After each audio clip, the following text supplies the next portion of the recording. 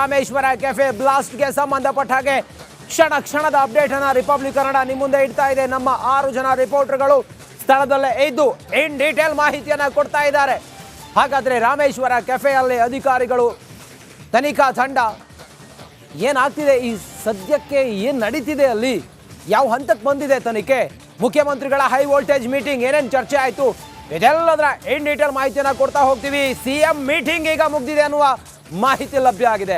High voltage meeting inside story republic ಕನ್ನಡದಲ್ಲಿ ಹಿರಿಯ ಅಧಿಕಾರಿಗಳ ಜೊತೆಯಲ್ಲೇ ಮೀಟಿಂಗ್ ಅನ್ನ ಮಾಡ್ತಾ ಇದ್ದಂತ ಮಾನ್ಯ ಮುಖ್ಯಮಂತ್ರಿಗಳು ಬ್ಲಾಸ್ಟ್ ಕೇಸ್ನ ಆರೋಪಿಯನ್ನ ಶೀಘ್ರ ಬಂಧನ ಮಾಡಬೇಕು ಅಂತೇಳಿ ಸಿಎಂ ಸೂಚನೆಯನ್ನ ಕೊಟ್ಟಿದ್ದಾರೆ.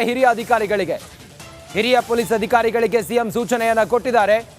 ಯಾರಿದ್ದಾರೆ ಆ ಆತಂಕವಾದಿ, ಯಾರಿದ್ದಾರೆ ಬಾಂಬ್ ಇಟ್ಟು ಅಲ್ಲಿ ಪ್ಲಾನ್ಡ್ ಪ್ರಕಾರ ಆಪರೇಷನ್ ಮಾಡಿ ಅಲ್ಲಿಂದ ಎಸ್ಕೇಪ್ ಆದಂಥ ಆ ಉಗ್ರಗಾಮಿ, ಆತನನ್ನು ತಕ್ಷಣಕ್ಕೆ ಬಂಧನ ಮಾಡಬೇಕು. ಸೂಕ್ತವಾದಂಥ ಭದ್ರತೆಯನ್ನು ಎಲ್ಲ ಕಡೆಗಳಲ್ಲೂ ಕೂಡ ಒದಗಿಸಬೇಕು, ಅಲರ್ಟ್ ಆಗಿರಬೇಕು ಅನ್ನೋದು ಕೂಡ ಮುಖ್ಯಮಂತ್ರಿಗಳು ಸಭೆಯಲ್ಲಿ ಇನ್ಸ್ಟ್ರಕ್ಟ್ ಮಾಡಿದ್ದಾರೆ.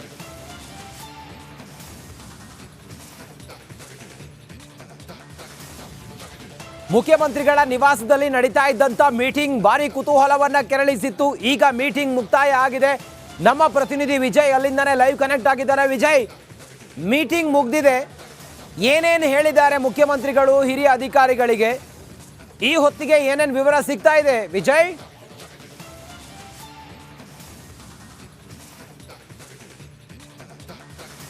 ನಮ್ಮ ಪ್ರತಿನಿಧಿ ವಿಜಯ್ ಸ್ಥಳದಲ್ಲೇ ಇದ್ದು ಮುಖ್ಯಮಂತ್ರಿಗಳ ನಿವಾಸ ಅಲ್ಲೇ ಇದ್ದು ಮಾಹಿತಿಯನ್ನು ಕೊಡ್ತಾರೆ. ಇನ್ನೇನು ಕೆಲವೇ ಕ್ಷಣದಲ್ಲಿ ಅವರು ಕನೆಕ್ಟ್ ಆಗ್ತಾರೆ.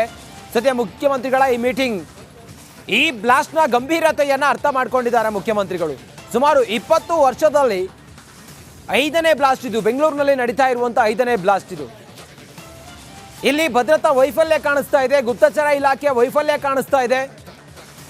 ಮುಖ್ಯಮಂತ್ರಿಗಳು ಈ ನಿಟ್ಟಿನಲ್ಲಿ ಭಯೋತ್ಪಾದಕರ ಹಾಟ್ಸ್ಪಾಟ್ ಆಗ್ತಾ ಇದೆ ಬೆಂಗಳೂರು ಅನ್ನೋದು ಇತ್ತೀಚಿನ ಕೆಲವು ಹಿಸ್ಟ್ರಿಗಳನ್ನು ನೋಡಿದಾಗ ಗೊತ್ತಾಗುತ್ತೆ. ಇದೆಲ್ಲವನ್ನೂ ಕೂಡ ಗಂಭೀರವಾಗಿ ಪರಿಗಣಿಸಿ ಸಿಎಂ ಮೀಟಿಂಗನ್ನು ಮಾಡ್ತಾ ಇದ್ರು. ಮೀಟಿಂಗ್ ಈಗ ಮುಗಿದಿದೆ. ಮೀಟಿಂಗ್ ಅಪ್ಡೇಟ್ ಏನು ಅನ್ನೋದಕ್ಕೆ ಸಂಬಂಧಪಟ್ಟ ಹಾಗೆ ನಮ್ಮ ಸೀನಿಯರ್ ರಿಪೋರ್ಟರ್ ವಿಜಯ್ ಕೂಡ ಸ್ಥಳದಲ್ಲೇ ಇದು ಮಾಹಿತಿಯನ್ನು ಕೊಡ್ತಾರೆ. ವಿಜಯ್, ಮೀಟಿಂಗ್ ಮುಗಿದಿದೆ, ಸದ್ಯಕ್ಕೆ ಏನೇನು ಚರ್ಚೆ ಮಾಡಿದ್ದಾರೆ, ಏನೇನು ಸೂಚನೆ ಕೊಟ್ಟಿದ್ದಾರೆ, ತನಿಖೆ ಯಾವ ಹಂತದಲ್ಲಿದೆ ಅನ್ನೋದ್ರ ಬಗ್ಗೆ ಏನಾದರೂ ಮಾಹಿತಿಯನ್ನು ಪಡ್ಕೊಂಡ್ರಾ ವಿಜಯ್?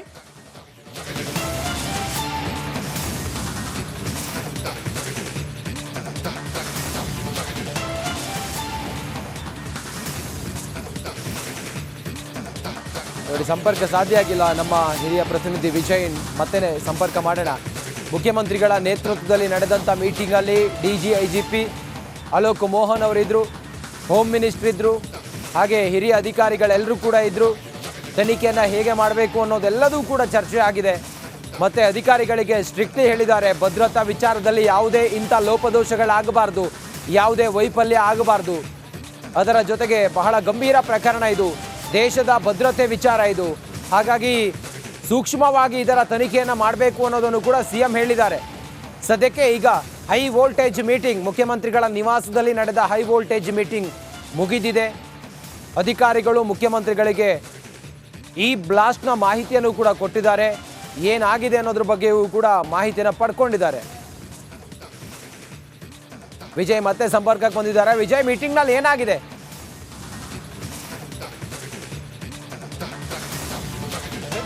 ಸುಮಾರು 40 ನಿಮಿಷಗಳ ಕಾಲ ಸಭೆ ನಡೆಯಿತು. ಮುಖ್ಯಮಂತ್ರಿ ಅಧಿಕೃತ ಅಂದರೆ ಕಾವೇರಿ ನಿವಾಸದಲ್ಲಿ ಹಿರಿಯ ಪೊಲೀಸ್ ಅಧಿಕಾರಿಗಳು, ಗೃಹ ಸಚಿವ ಪರಮೇಶ್ವರ್ ಅಧ್ಯಕ್ಷತೆಯಲ್ಲಿ ಏನು ಹಿರಿಯ ಅಧಿಕಾರಿಗಳು ಸಂಪೂರ್ಣವಾಗಿ ಏನೆಲ್ಲ ತನಿಖೆ ಅಂದರೆ ಬ್ಲಾಸ್ಟ್ ಪ್ರಕರಣ ಸಂಬಂಧಪಟ್ಟಂತೆ ತನಿಖೆ ಯಾವ ಹಂತದಲ್ಲಿದೆ, ಪ್ರಾಥಮಿಕ ಮಾಹಿತಿ ಏನಿದೆ, ಇವೆಲ್ಲವನ್ನು ಕೂಡ ಮುಖ್ಯಮಂತ್ರಿ ಸಿದ್ದರಾಮಯ್ಯರಿಗೆ ಸವಿವರವಾಗಿ ಅಂದರೆ ಸಂಪೂರ್ಣವಾಗಿ ಮಾಹಿತಿಯನ್ನು ಹಂಚಿಕೊಂಡ್ರು. ಒಂದು ಮಾತನ್ನು ಮುಖ್ಯಮಂತ್ರಿ ಸಿದ್ದರಾಮಯ್ಯ ಹೇಳಿರುವಂಥದ್ದು ಅಂದರೆ ಈ ಪ್ರಕರಣದ ಆರೋಪಿ ಯಾರಿದ್ದಾರೆ ಅದನ್ನು ಶೀಘ್ರವಾಗಿ ಪತ್ತೆ ಹಚ್ಚಬೇಕು. ಜೊತೆಗೆ ಇದರ ಇಂದಿನ ಉದ್ದೇಶ ಅಂದರೆ ಬ್ಲಾಸ್ಟ್ನ ಇಂದಿನ ಉದ್ದೇಶ, ನಿಜವಾದ ಉದ್ದೇಶ ಏನಿದೆ ಅದನ್ನು ಪತ್ತೆ ಹಚ್ಚಬೇಕಂತ ಕಟ್ಟುನಿಟ್ಟಿನ ಸೂಚನೆ ಕೊಟ್ಟಿರುವಂಥದ್ದು. ಜೊತೆಗೆ ಬಹಳ ಪ್ರಮುಖವಾಗಿ ಇಡೀ ರಾಜ್ಯಾದ್ಯಂತ, ಯಾಕಂದರೆ ಬ್ಲಾಸ್ಟ್ ಆದ ನಂತರ ಇಡೀ ರಾಜ್ಯಾದ್ಯಂತ, ಅದರಲ್ಲೂ ವಿಶೇಷವಾಗಿ ಬೆಂಗಳೂರಿನಲ್ಲಿ ಭದ್ರತೆ ವಿಚಾರ ಸಂಬಂಧಪಟ್ಟಂತೆ ಜನ ಆತಂಕ ಒಳಗಾಗಿರುವಂಥದ್ದು. ಈ ಆತಂಕ ನಿವಾರಣೆ ಸಂಬಂಧಪಟ್ಟಂತೆ ಎಲ್ಲ ಕಡೆ ಕಟ್ಟುನಿಟ್ಟಿನ ಕ್ರಮಗಳನ್ನು ಕೈಗೊಳ್ಳಬೇಕು, ಎಚ್ಚರಿಕೆಯಿಂದ ಇರಬೇಕು.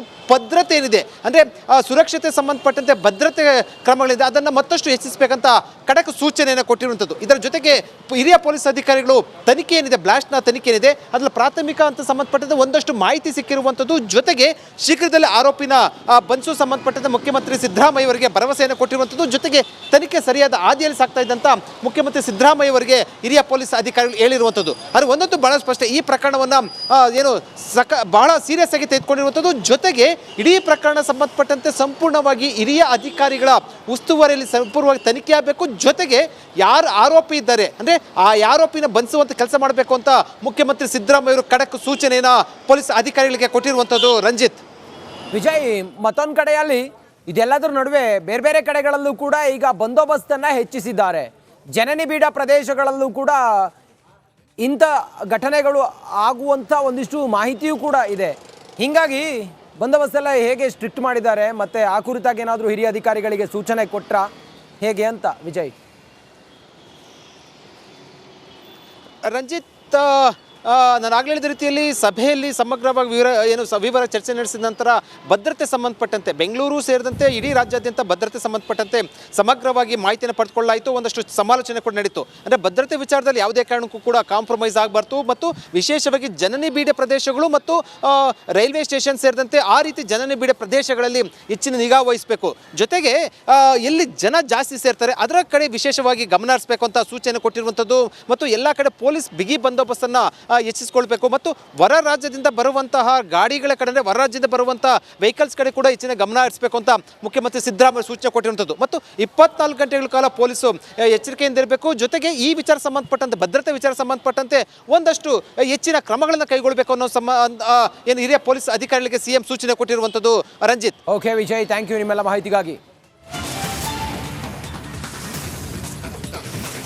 ನೋಡಿ, ಹಿರಿಯ ಅಧಿಕಾರಿಗಳೆಲ್ಲರೂ ಕೂಡ ಮೀಟಿಂಗ್ನಲ್ಲಿದ್ದರು. ಮೀಟಿಂಗ್ನಲ್ಲಿ ಮುಖ್ಯಮಂತ್ರಿಗಳು ಆ ಅಧಿಕಾರಿಗಳಿಗೆಲ್ಲ ಸೂಚನೆಯನ್ನು ಕೊಟ್ಟಿದ್ದಾರೆ. ಇನ್ನು ಮುಂದೆ ಈ ರೀತಿ ವೈಫಲ್ಯಗಳಾಗಬಾರ್ದು, ಬಿಗಿ ಬಂದೋಬಸ್ತನ್ನು ಮಾಡಬೇಕು, ಜನನಿಬಿಡ ಪ್ರದೇಶಗಳಲ್ಲಿ ಭದ್ರತೆಯಲ್ಲಿ ಯಾವುದೇ ವೈಫಲ್ಯ ಲೋಪದೋಷ ಆಗದ ರೀತಿಯಲ್ಲಿ, ಮತ್ತು ಈಗಾಗಿರುವಂಥ ಈ ಒಂದು ಘಟನೆಗೆ ಯಾರು ಹೊಣೆ, ಯಾರು ಕಾರಣ, ಈ ಪ್ರಕರಣದ ಹಿಂದೆ ಯಾರಿದ್ದಾರೆ, ಯಾರು ಕೈವಾಡ ಇದೆ, ಎಲ್ಲಿಂದ ಎಲ್ಲಿಗೆ ಲಿಂಕ್ ಇದೆ, ಎಲ್ಲದರ ಮಾಹಿತಿಯನ್ನು ಅತಿ ಶೀಘ್ರದಲ್ಲಿ ಕೊಡಬೇಕು. ತನಿಖೆಯ ವರದಿಯನ್ನು ಕೂಡ ಮೀಟಿಂಗ್ನಲ್ಲಿ ಪಡೆದುಕೊಂಡಿದ್ದಾರೆ.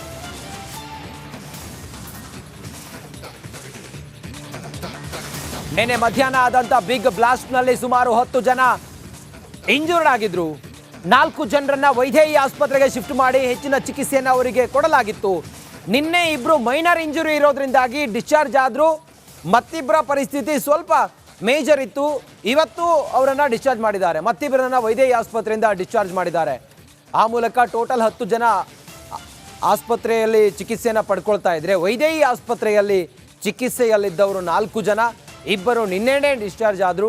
ಇವತ್ತಿಬ್ಬರು ಕೂಡ ಡಿಸ್ಚಾರ್ಜ್ ಆಗಿದ್ದಾರೆ ಅನ್ನೋದ್ರ ಬಗ್ಗೆ ಮಾಹಿತಿ ಲಭ್ಯವಾಗ್ತಾ ಇದೆ. ಇದು ಮಾರಣಾಂತಿಕವಾಗಿ ಅಥವಾ ಗಾಯಗಳಾಯಿತು ಅಥವಾ ಇಷ್ಟು ದೊಡ್ಡ ಘಟನೆ ಆಯಿತು, ಸಾವು ನೋವು ಸಂಭವಿಸಲಿಲ್ಲ ಅನ್ನೋದನ್ನು ನಾವು ಬಿಟ್ಟು ಮಾತಾಡಿದರೆ, ಭಯೋತ್ಪಾದಕ ಚಟುವಟಿಕೆ ಒಂದು ನಡೆದಿದೆ, ಭಯೋತ್ಪಾದಕ ದಾಳಿಯಾಗಿದೆ ಅನ್ನೋದೇ ಒಂದು ಆತಂಕ.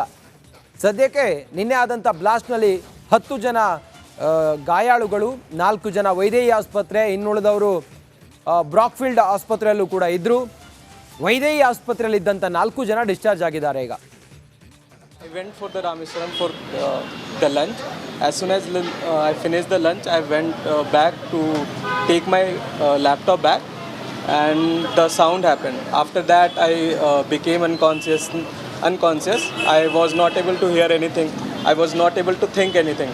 So I went outside from the cafe in a hurry, and after that someone helped me to take an auto to and come to this hospital.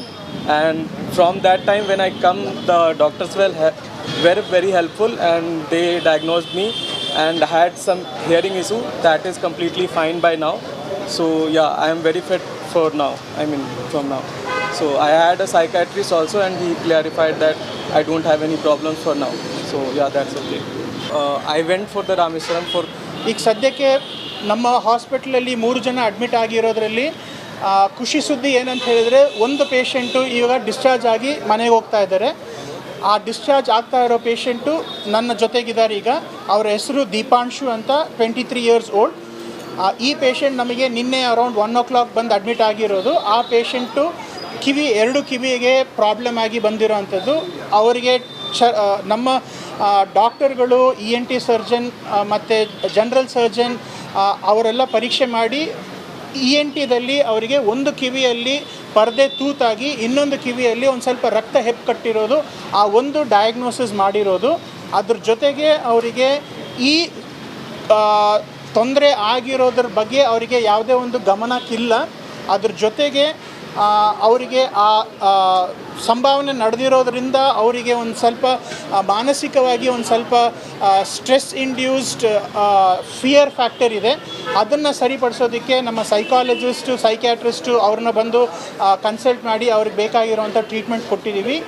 ಈಗ ನಮ್ಮ Deepanshu is completely fit and ಈಗ ಸದ್ಯಕ್ಕೆ ಡಿಸ್ಚಾರ್ಜ್ ಆಗಿ ಮನೆಗೆ ಹೋಗ್ತಾ ಇದ್ದಾರೆ. ಅವ್ರ ಕಡೆಯಿಂದ ನಿಮಗೆ 2 ಮಾತನ್ನು ತಿಳಿಸೋದಕ್ಕೆ ಇಷ್ಟಪಡ್ತಾ ಇದ್ದೀನಿ. ಈಗ ಸದ್ಯಕ್ಕೆ